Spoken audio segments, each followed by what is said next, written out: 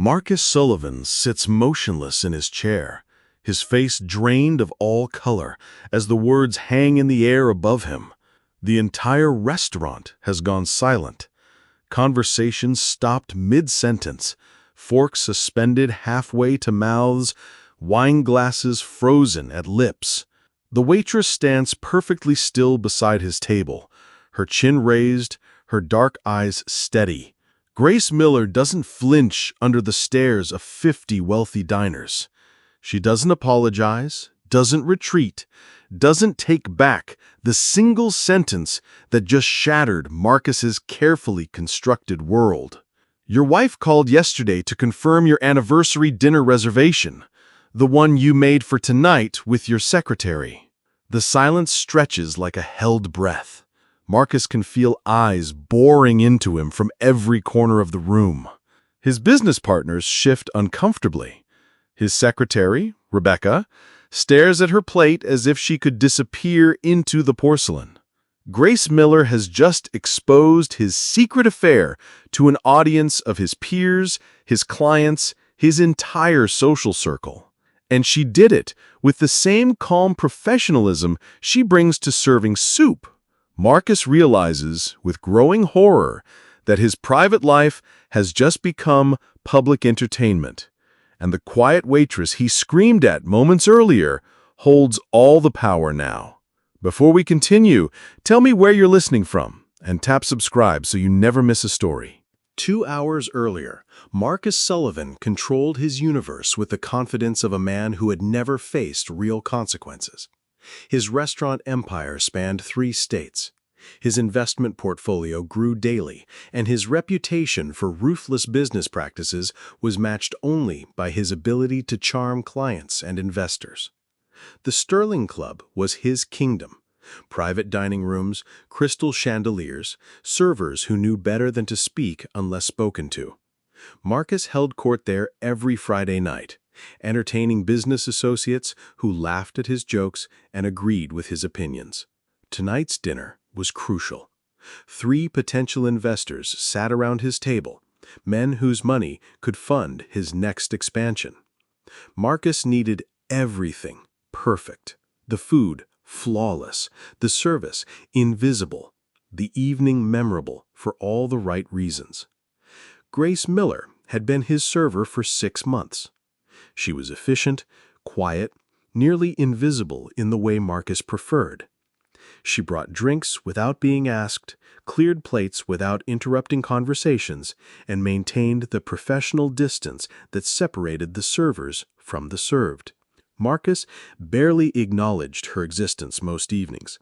To him, Grace was a uniform, a function, a piece of the restaurant's machinery that kept his world running smoothly. But Grace noticed everything about Marcus Sullivan. She saw how he treated the kitchen staff when he thought no one was watching. She heard the way he spoke about his employees, his competitors, his wife. She knew about the late-night dinners with his secretary, the carefully scheduled meetings that weren't business at all. Grace said nothing. She served his table with professional courtesy, accepted his standard tips, and kept her observations to herself. But she remembered everything. Tonight's dinner felt different from the moment Marcus walked in. He was agitated, his phone calls more frequent, his usual charm replaced by sharp edges. His secretary, Rebecca Green, sat closer to him than usual, their fingers brushing when she passed documents across the table. The investors, Richard Carter, Thomas Walker, and David Miller, seemed oblivious to the tension crackling between Marcus and Rebecca. They were too focused on Marcus's presentation, too absorbed in profit projections and expansion plans. Grace approached the table with her usual quiet efficiency, ready to take drink orders and fade back into the background. But something in Marcus's demeanor warned her this wouldn't be an ordinary evening. "About time," Marcus snapped when Grace appeared beside his chair. "We've been sitting here for 5 minutes." She checked her watch mentally. It had been 2 minutes since they'd been seated, well within normal service timing. But she simply nodded and prepared to take their orders. "Scotch," Marcus said without looking at her. "The good stuff. These gentlemen are important, not like your usual customers." The insult was casual, reflexive. Marcus had long ago stopped thinking about how his words affected the people who served him. Grace was furniture to him, incapable of feelings or dignity worth considering. Grace took the orders without comment, but something inside her shifted. 6 months of casual dismissals, rude comments, and deliberate humiliations had built up like pressure in a sealed container. The evening progressed with familiar patterns. Marcus dominated the conversation, interrupted his guests, and treated Grace's presence as an annoyance to be barely tolerated.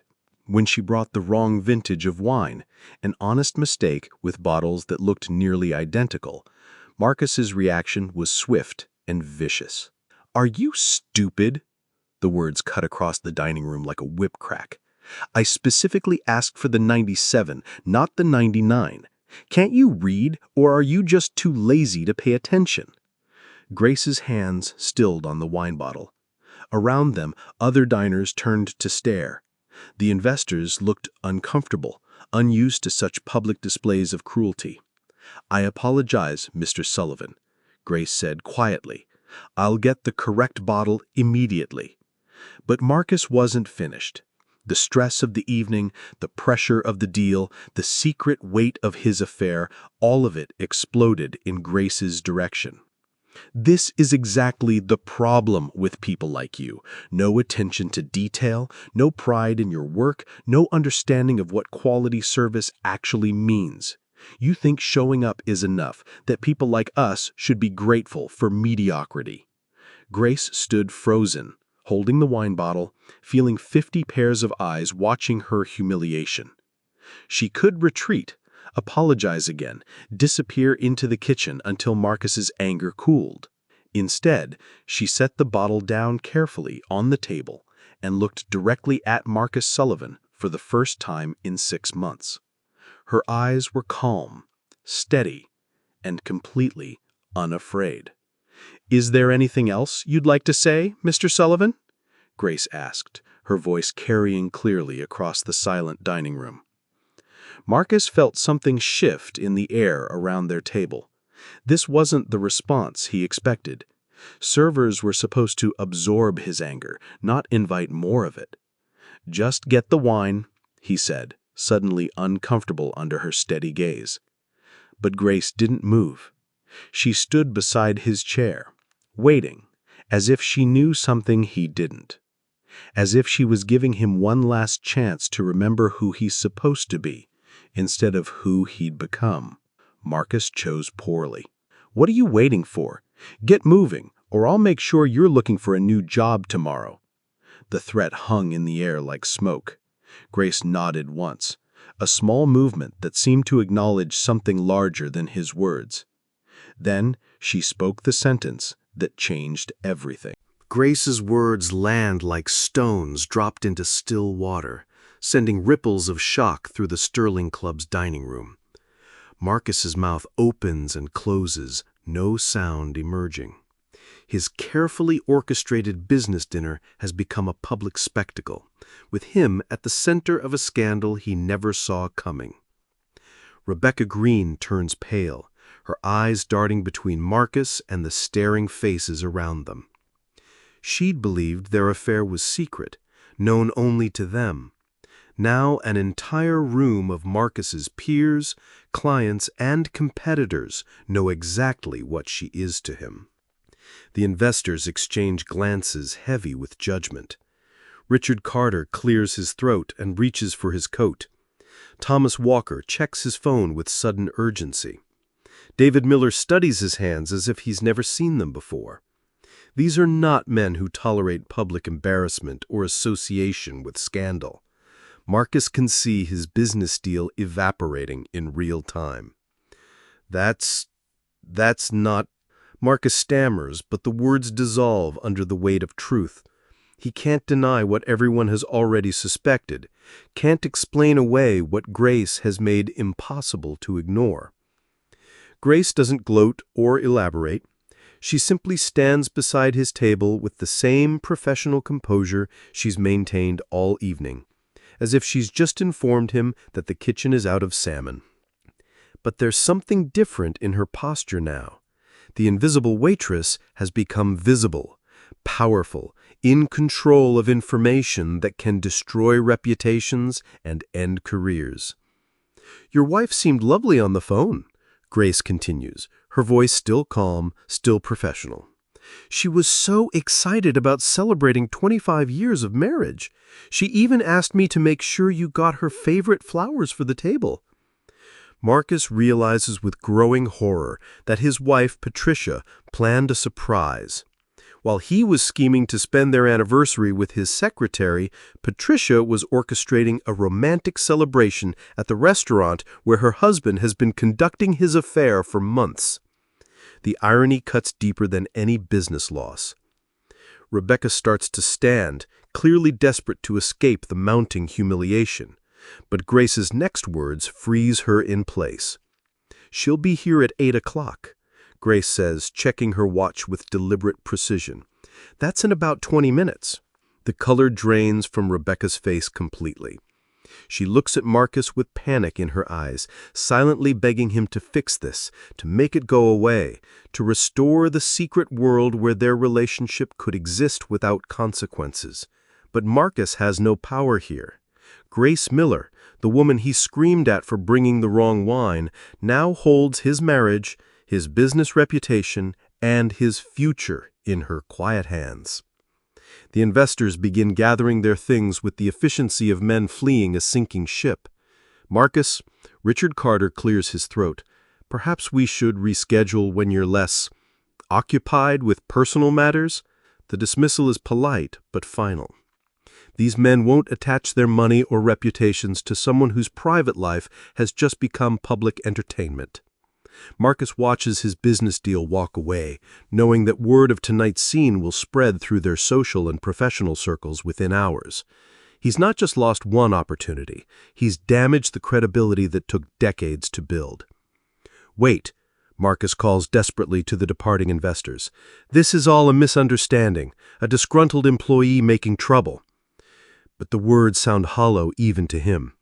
Grace hasn't lied, hasn't exaggerated, hasn't invented drama. She's simply stated facts with the precision of someone who pays attention to details, the very quality Marcus claimed she lacked. Grace begins clearing the wine glasses with unhurried movements, her presence somehow filling the space around Marcus's table despite her small stature. Other diners watch her work with new respect, recognizing that she's just demonstrated a kind of power that has nothing to do with money or status. "You can't do this," Marcus says, his voice cracking with desperation. "You don't understand what you're destroying." Grace pauses in her clearing, meeting his eyes with a look that's almost compassionate. "Mr. Sullivan, I'm not destroying anything. I'm just serving the truth the same way I serve everything else, exactly as ordered." The words hit Marcus like physical blows. He realizes that his public humiliation of Grace has backfired spectacularly. By attacking her competence, her intelligence, her worth, he gave her both motive and opportunity to demonstrate exactly how competent, intelligent, and valuable she really is. Grace knows his schedule, his habits, his secrets. She knows which clients matter, which relationships are fragile, which pieces of information could cause maximum damage. She's been invisible in his world for months, watching, listening, understanding everything he assumed she was too insignificant to comprehend. Rebecca finally finds her voice. "We should go," she whispers urgently, "before she gets here." But Grace shakes her head with what might be sympathy. "Mrs. Sullivan is coming from across town. Traffic's heavy tonight. She'll be here right on time." Marcus realizes that Grace isn't just exposing his affair. She's orchestrating a confrontation between his wife and his mistress, timed with theatrical precision. This isn't random revenge. It's carefully planned justice, delivered by someone he underestimated completely. The dining room around then buzzes with whispered conversations. Marcus can feel his reputation crumbling in real time, his carefully maintained image dissolving under the weight of exposed truth. Grace finishes clearing the glasses and steps back from the table, her work complete in ways that go beyond restaurant service. "Your wife requested champagne for the celebration," she tells Marcus. "I have a bottle chilling. Should I bring it now or wait until she arrives?" The question hangs in the air like a challenge. Marcus sits surrounded by the wreckage of his evening, his business deal, his secret life, knowing that worse is still to come. And Grace Miller, the invisible waitress he tried to humiliate, watches it all with the calm satisfaction of someone who has finally found her voice. Marcus sits paralyzed as the reality of his situation crashes over him in waves. His wife will arrive in minutes to celebrate their anniversary, expecting to find her devoted husband. Instead, she'll discover his affair exposed to a room full of their social circle. Rebecca clutches her purse like a shield, her face streaked with tears of humiliation. "Marcus, do something. Say something. Make this stop." But Marcus has no words, no power, no way to undo what Grace has set in motion. For the first time in his adult life, he faces consequences he can't buy, charm, or intimidate his way out of. Other diners make no pretense of not watching now. The Sterling Club's exclusive clientele feasts on the drama unfolding at Marcus's table with the hunger of people whose own lives lack such excitement. Grace continues her work with systematic precision, setting fresh flowers on nearby tables, refilling water glasses, performing the invisible labor that keeps the restaurant running while Marcus's world collapses around him. She shows no triumph, no satisfaction at his destruction. Grace Miller simply does her job with the same quiet dignity she's maintained for 6 months, as if exposing affairs and destroying reputations is just another form of customer service. The front door chimes, and Marcus's head snaps toward the entrance with desperate hope. Maybe Patricia's early. Maybe he can somehow explain, apologize, prevent the collision that's about to destroy his marriage. But it's just another customer, an elderly man dining alone. Marcus slumps back in his chair, sweat beading on his forehead despite the restaurant's perfect air conditioning. "We have to leave," Rebecca pleads. "Now, before she gets here." Marcus looks at her. Really looks at her for the first time all evening. Rebecca's 28, ambitious, beautiful in the way that money can enhance. He'd convinced himself their relationship was about connection, about finding someone who understood his drive and ambition. But sitting here, facing the destruction of his marriage, Marcus realizes the truth.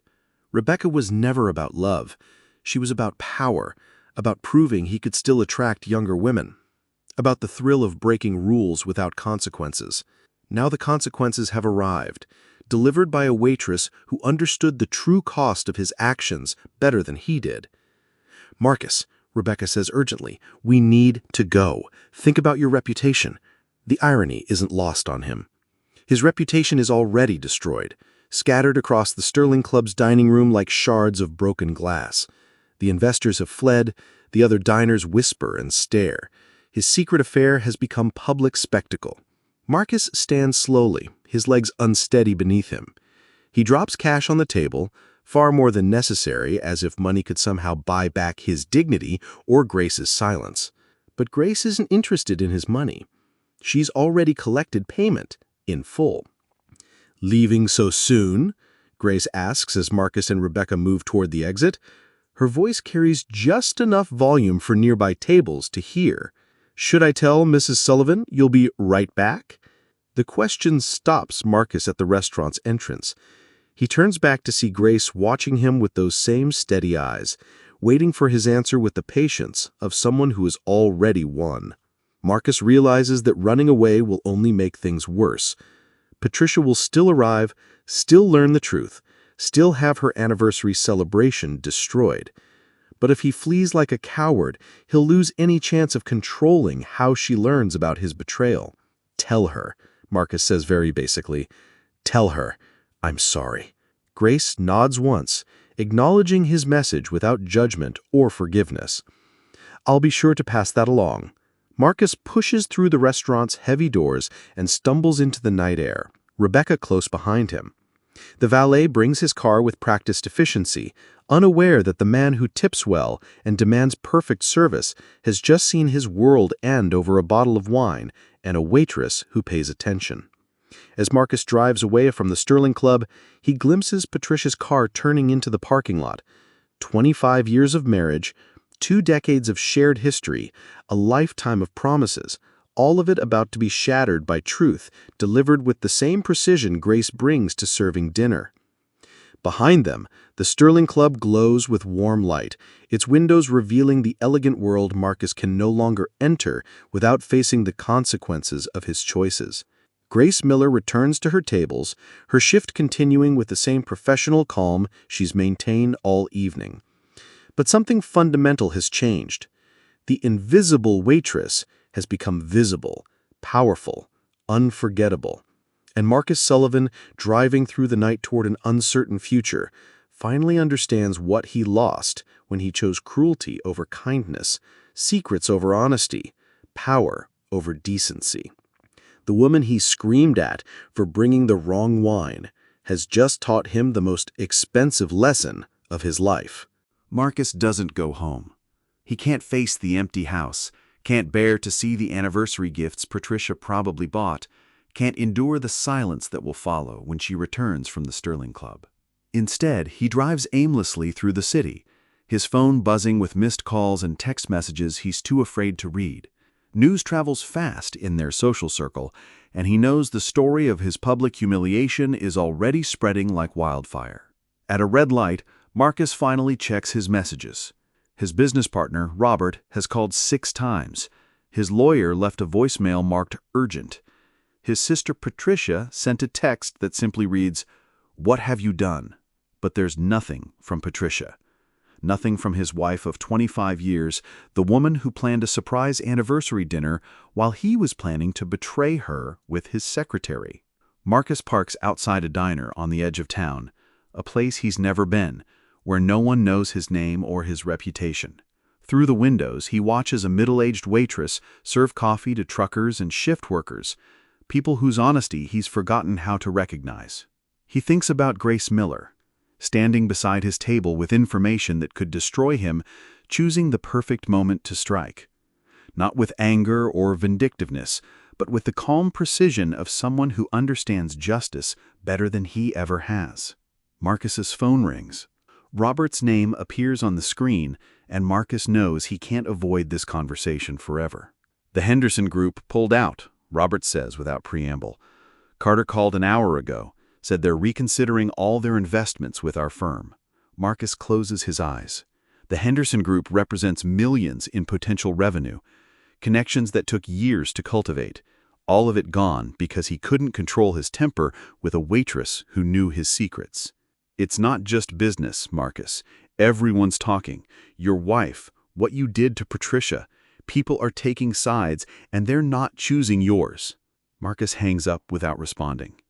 He sits in his expensive car outside a working-class diner and finally understands the true cost of his behavior.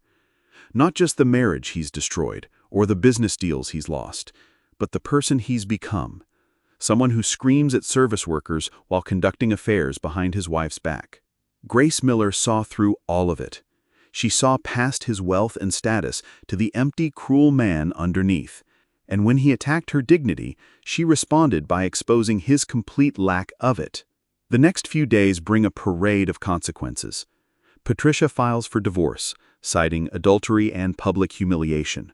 The story makes the society pages, complete with details about the restaurant confrontation that started it all. Marcus's country club membership is quietly suspended.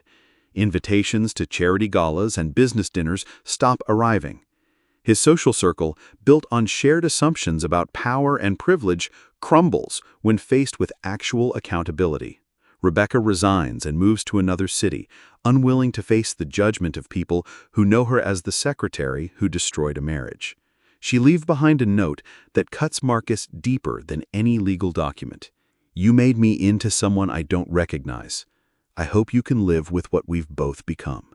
But the worst consequence is the silence from Patricia. No angry calls, no demands for explanations, no dramatic confrontations. Just the quiet dignity of a woman who discovered her husband's betrayal and chose to respond with grace rather than rage. Marcus realizes that Patricia learned something from Grace Miller that night: how to maintain dignity in the face of cruelty, how to respond to humiliation with strength instead of anger. 1 month after the Sterling Club incident, Marcus drives past the restaurant. Through the windows, he can see Grace serving tables with the same professional efficiency she's always shown. Her life has continued, unmarked by the chaos she unleashed in his. He considers going inside, trying to apologize, attempting to explain his behavior. But Marcus knows that Grace owes him nothing. Not forgiveness, not understanding, not the opportunity to ease his guilt with meaningless words. Grace Miller doesn't need his apology. She needed his respect, and when he refused to give it, she took something far more valuable instead. Marcus pulls into the Sterling Club's parking lot and sits in his car, watching other diners enter the world he can no longer access. His corner table is occupied by strangers, his regular reservation canceled, his presence no longer welcome. Through the window, he sees Grace approach a new table with the same professional courtesy she once showed him. But now Marcus recognizes what he missed before: the intelligence in her eyes, the dignity in her posture, the quiet strength that money can't buy and arrogance can't destroy. She deserved better than his cruelty. Patricia deserved better than his lies. He deserved exactly what he got. The consequences of choosing power over humanity, secrets over honesty, dominance over decency. Marcus starts his car and drives away from the Sterling Club for the last time, carrying with him the knowledge that some lessons come too late and some prices are too high to pay. But at least now he knows the true cost of treating people as if they don't matter. Grace Miller taught him that, one sentence at a time. 6 months later, Marcus receives an invitation that stops him cold. The Sterling Club is hosting their annual charity auction, an event he used to co-chair, where he once commanded respect and admiration. This year's honoree is Grace Miller, being recognized for her volunteer work at a local literacy center.